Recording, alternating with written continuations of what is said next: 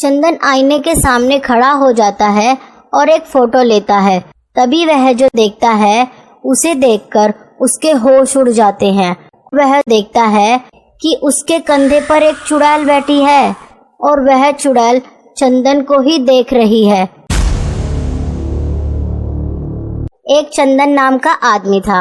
वह शहर में नौकरी किया करता था और नौकरी की वजह से उसे काफी थकावट रहा करती थी और इसी थकावट को दूर करने के लिए चंदन शराब पिया करता था। एक रात चंदन शराब पीकर रात में ऑफिस से घर वापस जा रहा था। तभी वह देखता है कि रोड पर किसी ने काला जादू कर रखा है। उसे काले जादू में नारियल, नींबू, सिंदूर और कुछ पतासे रखे हुए दिखते हैं।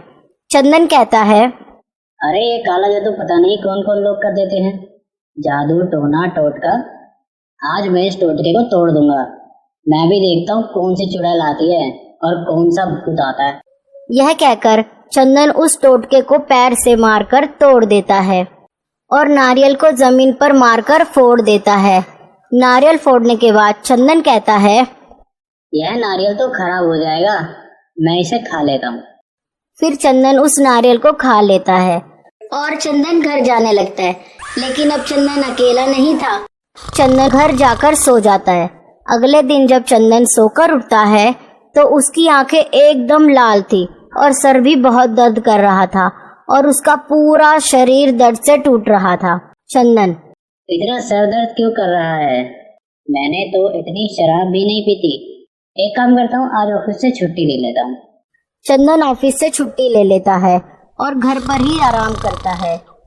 अगले दिन जब वह सोकर उठता है तो चंदन को दोबारा ऐसा ही लगता है कि उसका शरीर बहुत ज्यादा भारी है और उसके कंधे भी बहुत दर्द कर रहे थे, मानो जैसे उसके कंधे पर बहुत ही ज्यादा वजन रख दिया हो।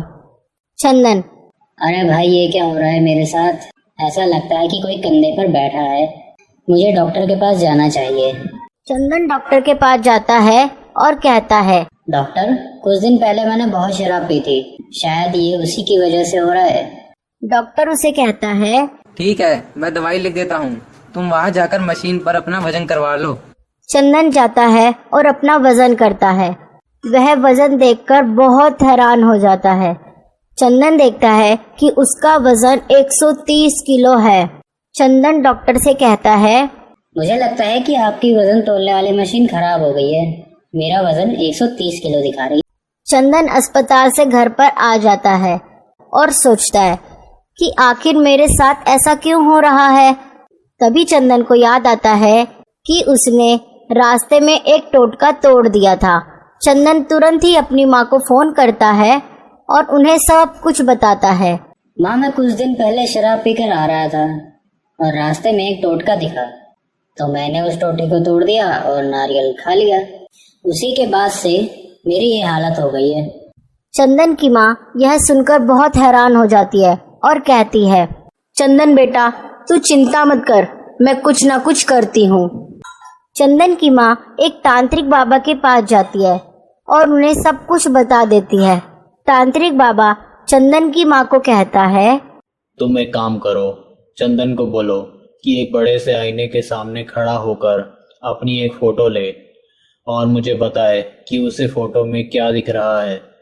चंदन की माँ चंदन को कहती है, चंदन बेटा, एक आईने के सामने खड़े होकर अपनी फोटो लेकर हमें बता कि तुझे क्या दिख रहा है। चंदन आईने के सामने खड़ा हो जाता है और एक फोटो लेता है। तभी वह जो देखता है उसे देखकर उसके होश उड़ जाते हैं। वह देखता है कि उसके कंधे पर एक चुड़ैल बैठी है और वह चुड़ैल चंदन को ही देख रही है। चंदन चुड़ैल को अपने कंधे पर बैठा देखकर बहुत ज्यादा डर जाता है। फोन करके अपनी माँ को सब कुछ बता देता है। चंदन की माँ उस तांत्रिक को लेकर चंदन के पास आ जाती है। तांत्रिक जादू टोने की पूजा करना शुरू कर देता है। तांत्रिक जादू टोने से 11 नारियल की पूजा करता है और उन्हें एक काले रंग का धागा बांध देता है और एक काला धागा चंदन के हाथ में भी बांध देता है। चंदन के हाथ में धागा बांधते ही चंदन को काफी हल्का महसूस होने लगता है, मानो उसके कंधे पर से सारा बोझ उतर गया हो। चंदन उस नारियल को देखकर कहता है कि मैं आज के बाद ऐसा कभी भी नहीं करूँगा। और तांत्रिक उन 11 नारियलों को किसी सुनसान इलाके में रखकर आ जाता है। कुछ देर बाद वहाँ पर 3 लोग आ गए और उन्होंने वह तांत्रिक किया हुआ टोटका गिरा दिया और फिर वहाँ से जाने लगते हैं। लेकिन अब वह अकेले नहीं थे, उन तीनों के ऊपर एक चुड़ैल बैठी हुई थी।